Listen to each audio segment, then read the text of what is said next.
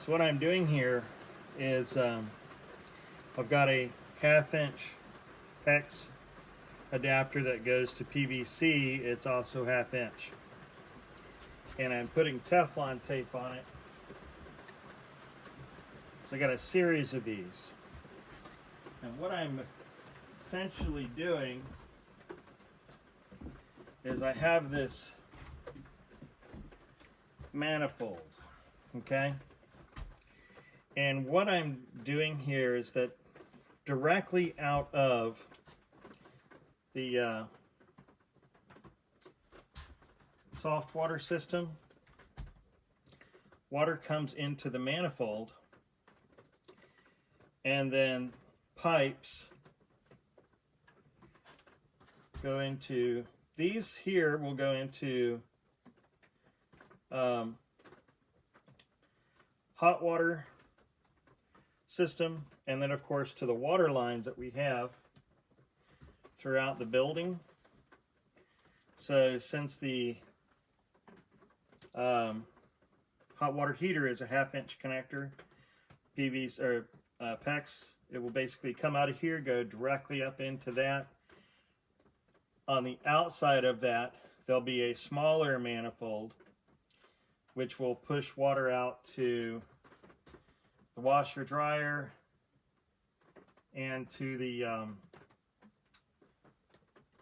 shower and the sink. And that's kind of what we're doing here. We just got done putting the glue and the primer on, and this stopper. And stopper is just to, it doesn't need to go anywhere else. What I'm going to do in order to make sure that these are all on properly, I'm going to go ahead and screw them in. I'm not putting them in the wall first. I'm going to go out to where that pipe is coming out of the ground from the well, and I'm going to use an extender temporarily and set it on top of the pipe and test that the water's coming out and how that's going to come out. And I can put stoppers on the ends of those to make sure that there's not going to be any leaks before I put it in the wall. So I'm just going to use this to tighten these up so that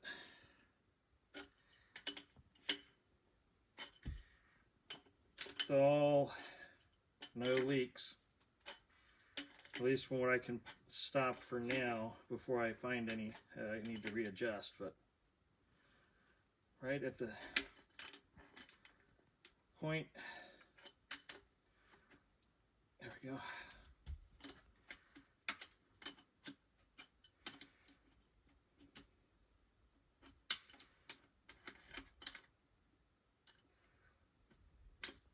Come on.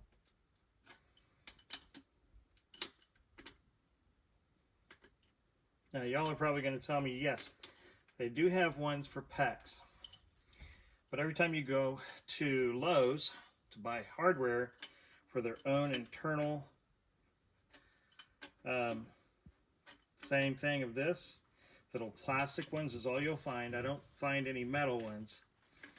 And that's thin plastic, and I don't want to trust thin plastic. Not on that. Also, those are smaller. They're not 1/2 inch. So since they're not 1/2 inch, that's why I'm making my own, because many connectors actually need 1/2 inch. Some of those connectors being your washer. Maybe you don't need it for the toilet and stuff, but it's best just to make sure you got enough, and then you let the sinks and everything else do the restrictions there. There's 5 on this item. On the hot side, there's only going to be 1, 2, 3. But that should be plenty of water in there, especially with the amount of pressure that we have at the tank, or at the well, and the pressure tank. So the next thing we're going to do is we're going to go test this bad boy.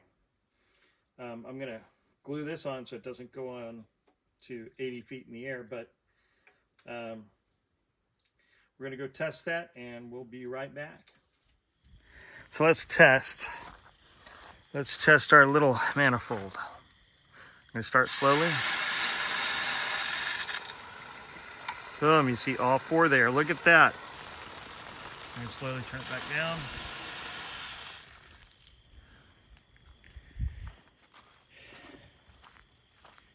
So I did a test a minute ago. I didn't have any leaks. Not that we could detect. And the only way to do that really is to plug each one of these holes and just see if something stops. So that means putting some PEX in there and doing something with it. But at least for now, it did its job.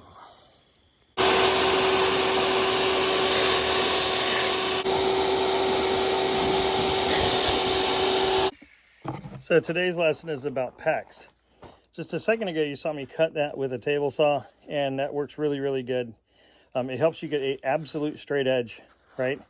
Now, if you're working with the kind that's bent around and it's already in the wall, then you're kind of at the mercy of something like this, right? But this here you can find on Amazon. I think it's like $15, and this is a deburr tool, and it has all kinds of different PEX sizes. And it's got these little washers. And all you're doing is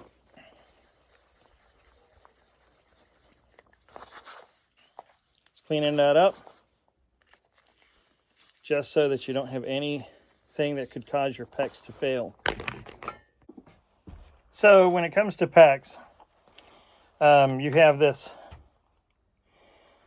look, just like that. There's a little rubber washer down there, some teeth, metal teeth, this plastic rim, and it's basically a shark bite adapter. So once you have deburred and trimmed, you know, everything's properly here, realistically, that deburr tool will also help you align how deep that is actually going to go into your PEX. For demonstration purposes, you can see there's just a couple of white marks there, possibly. So what you're going to do, you just basically push it together, boom, and it slides in until it stops. Boom, and it's done. That's it. Now, if you accidentally do the wrong thing and put the wrong one on, there's this little tiny piece of plastic. Put it around your PEX, put it on your adapter, and allow you to safely remove the PEX from the shark bite adapter. And this is all 1/2-inch PEX that I'm using. Neat little, just a piece of plastic to help you keep this from angling where it could damage those little teeth. And you don't have to spin it, you can just pull it straight and it should come out fine. So what we're doing with this is I've made a, hey everybody, check this out. So what I've done is I've built kind of a small manifold for the hot water heater. And essentially it's going to come from the hot water heater here, right? So you're going to have that adapter to take that into the hot water heater. And then T-valve going to the shower. I've put this on here temporarily so I can lock the water out until we put the shower up, since we're going to be got to do the drywall anyways first. And I don't want to put drywall up until I test the piping. So down here is another T-valve. One part goes to the washer dryer piece. The other piece here, this goes to the sink over here. So as we pull this around, we have this line's going to go in here. Now I've got to get some L connectors and bring that out. But temporary purposes, I'm going to set this up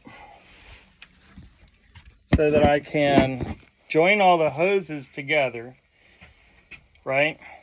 I realize that I'm going to have to disconnect certain pieces, right? The hot water piece is one piece, but I can put together the cold water manifold, right? And test the PEX tubes.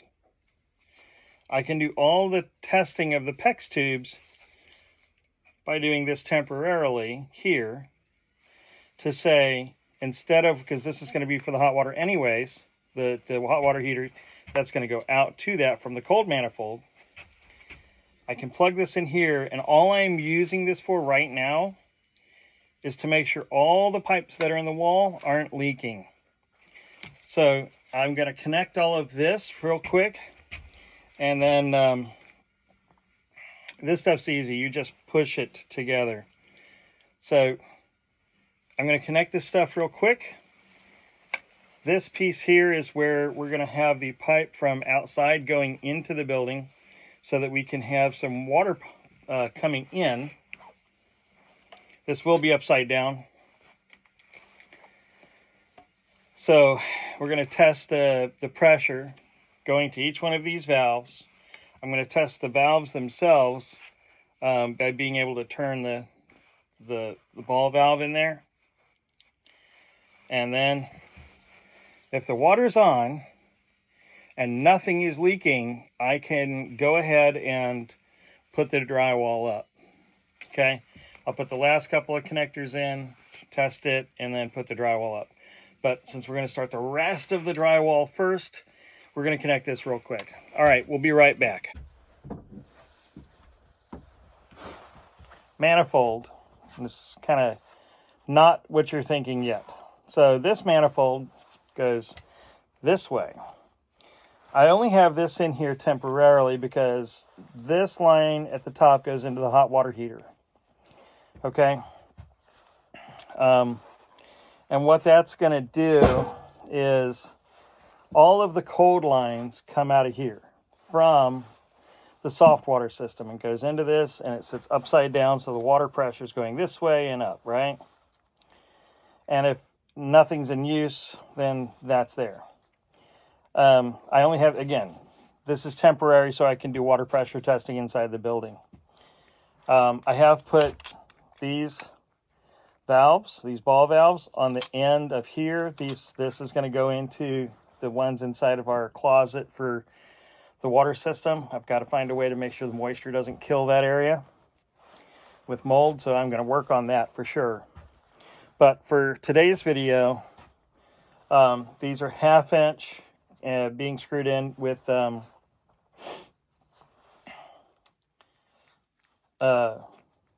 plumber's tape, the little white plumber's tape stuff, and it just screws into the PVC. 1/2 inch to 1 inch. 1 inch is what's coming out of our well. So we're going to connect this real quick, and then we're going to put a hole going through the outside of the building, connecting to our water that's just outside of the building, so that we can test, before we put all the drywall up, we want to test all of the current fittings and everything that we've put here to make sure that if we put drywall up before, we're wasting time if there's a leak, or if it doesn't, you know, one of the seals isn't right. So we're going to make sure that that's not going to happen.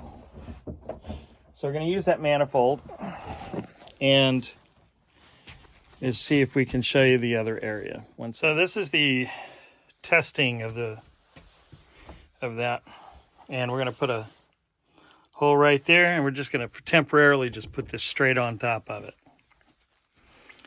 and that way it can pressure all of the pipes to test it. So that's our next step. This area here is going to be the last of what we mess with anyways, because we have to do the shower, and we can't do the drywall and everything until the shower's done.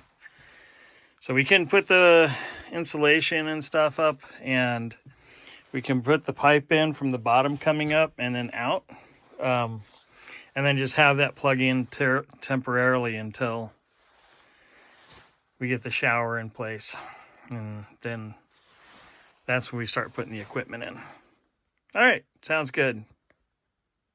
And one thing we did get done is we did connect this. And that is a GFI. Over to here, this is also a GFI.